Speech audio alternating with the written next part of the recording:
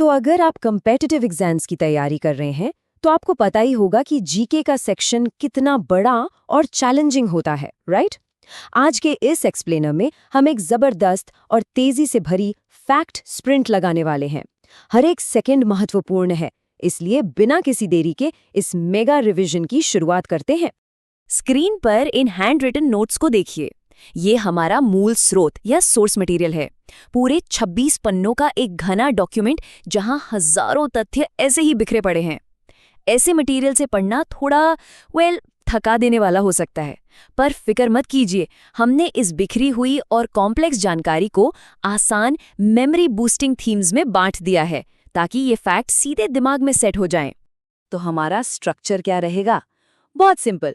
हम इस खजाने को 5 हिस्सों में कवर करेंगे। पहला, इतिहास और प्राचीन भारत। दूसरा, भूगोल और विश्व के तथ्य। तीसरा, विज्ञान और स्वास्थ्य। चौथा, भारतीय राज्य व्यवस्था। और आखिर में खेल और पुरस्कार। इन 5 स्प्रिंट्स के जरिए सारी तैयारी बिल्कुल स्ट्रक्चर्ड हो जाएगी। चलिए सबसे पहले सेक्शन पर आते हैं, history and ancient India, timelines and rulers. Dates याद रखना अक्सर मुश्किल लगता है ना। चलिए इसे एक क्रमबद्ध फ्लो में देखते हैं। 1556 पानीपत का दूसरा युद्ध। फिर डायरेक्ट चलते हैं 1857 पर, कानपुर में नाना साहेब द्वारा शुरू किया गया विद्रोह। उसके बाद 1931 जहां गांधी इरविन समझौता हुआ, और आखिर में 1942 जब आजाद हिंद फौज का गठन हुआ। देखा, एक टाइमलाइन के रूप में इवेंट्स को एंकर करने से ये डेट्स दिमाग में हमेशा के लिए लॉक हो जाती हैं। अब यहाँ एक छोटा सा क्विज हो जाए। इन्हीं नोट से निकाला गया एक क्लासिक सवाल जो एग्जाम में बार बार आता है। भारत का आखिरी मुगल सम्राट कौन था? सोचिए थोड़ा। सही जवाब है बहादुर शाह द्वितीय, जिन्हें हम बहादुर शाह जफर के नाम से भी जानते हैं। और हाँ, एक बोनस फैक्ट भी लेते चलिए। बाना भट्टा राजा हर्षा के दरबारी कवि थे। एक के साथ एक फैक्ट फ्री, इसे ही कहते हैं असरदार रिवीजन। इतिहास से थोड़ा आगे बढ़ते हैं और दुनिया घूमते हैं। दूसरा सेक्शन है geography and world facts, the global map. भूगोल में ना ये सबसे बड़ा, सबसे चमकीला वाले सवाल एग्जामिनर्स के फेवरेट होते हैं। जैसे सबसे चमकीला ग्रह कौन सा है? शुक्र यानी वीनस। पृथ्वी का एकमात्र नेचुरल सैटेलाइट हमारा चंद्रमा। सबसे बड़ी खाड़ी यानी गल्फ ऑफ मैक्सिको। और सबसे बड़ी मीठे पानी की झील, लेक सुपीरियर। इन सुपरलेटिव्स को ऐसे ही एक साथ ग्रुप कर लीजिए, एग्जाम के प्रेशर में भी तुरंत याद आएंगे। अब भूगोल का एक ट्रिकी फैक्ट देखिए। नदी बिल्कुल वही है, पर बॉर्डर पार करते ही नाम में बदलाव आ जाता है। जिस नदी को हम भारत में गंगा कहते हैं, वही जब बांग्लादेश में एंटर करती है तो उसे पद्मा नदी कहा जाता है।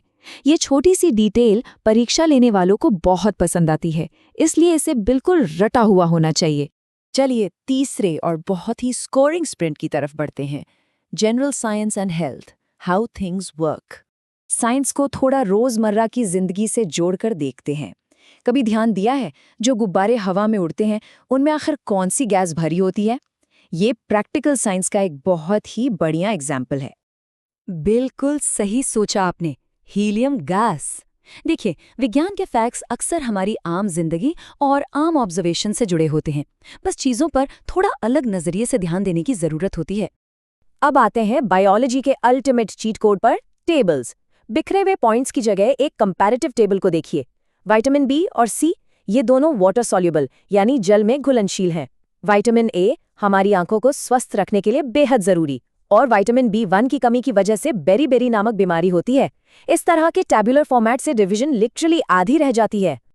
अब सामने एक सिंपल सा अकेला नंबर उभर कर आता है, 24। जी के एग्जाम्स में इस नंबर का क्या वजन है? ये प्योर गोल्ड यानी शुद्ध सोने के कैरेट्स को दर्शाता है। 24 कैरेट गोल्ड। ऑब्जेक्टिव टेस्ट में ऐसी एग्जैक्ट सिंगल डिजिट वैल्यूज हमेशा सॉलिड मार्क्स दिलवाती हैं। साइंस के बाद अब टाइम है देश के नियमों और व्यवस्था को समझने का। चौथा सेक्शन है Indian polity and constitution, rules of the land. Polity में एब्सोल्यूट टाइटल्स और पदों पर मजबूत पकड़ होना बहुत जरूरी है। जैसे देश का प्रथम नागरिक या फर्स्ट सिटीजन किसे माना जाता है? राष्ट्रपति को। और राज्यसभा के एक्स ऑफिशियो चेयरमैन या पदेन अध्यक्ष कौन होते हैं? उपराष्ट्रपति। एकदम डायरेक्ट और टू द पॉइंट फैक्ट्स जो हमेशा पूछे जाते हैं। पॉलिटी से एक और बहुत ही खास नंबर सामने आता है 12। ये 12 आखिर है क्या? ये उस मैक्सिमम लिमिट को बताता है जितने मेंबर्स राष्ट्रपति द्वारा डायरेक्ट राज्यसभा में नॉमिनेट किए जा सकते हैं। संविधान में ऐसी एग्जैक्ट लिमिट्स बार बार पूछी जाती हैं, इसे जरूर ध्यान में रखिएगा। और लीजिए, हम आ गए हैं अपने आखिरी और 5वें स्प्रिंट पर, spots, awards and discoveries, human achievement. ध्यान दीजिएगा, यहाँ फैक्ट्स बहुत तेजी से आएंगे। अर्जुना अवार्ड कब शुरू हुआ था? 1961 में। रैमन मैग्सेसे पुरस्कार को अक्सर क्या कहते हैं? एशिया का नोबेल प्राइज। और अगर स्पोर्ट्स की बात करें तो बेसबॉल खेलने के मैदान को डायमंड कहा जाता है। ये विविध प्रकार के तथ्य बताते हैं कि तैयारी हर तरफ से पूरी होनी चाहिए। अवार्ड्स की बात हो ही रही है तो दुनिया के सबसे प्रतिष्ठित पुरस्कार पर एक सवाल। नोबेल प्राइज ऑफिशियली किस साल में शुरू हुआ था? सोचिए, ये एक ऐसा साल है जिसने ग्लोबल हिस्ट्री पर गहरी छाप छोड़ी है। और इसका एग्जैक्ट जवाब है साल 1901। एक सीरियस कैंडिडेट होने के नाते ये साल आपके दिमाग में एकदम छप जाना चाहिए। ये फैक्ट इतनी बार रिपीट होता है कि इसका फायदा एग्जाम में मिलना तय है।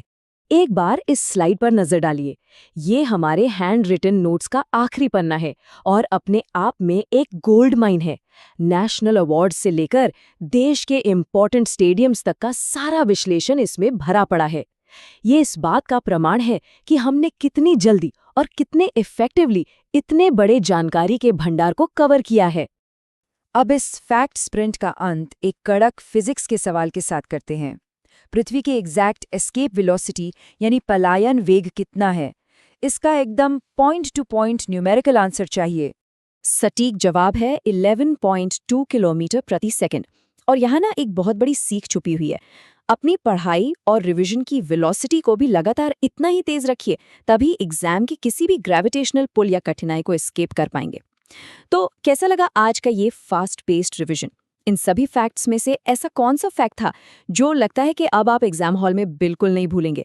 पढ़ते रहिए, रिवाइज करते रहिए और आगे बढ़ते रहिए।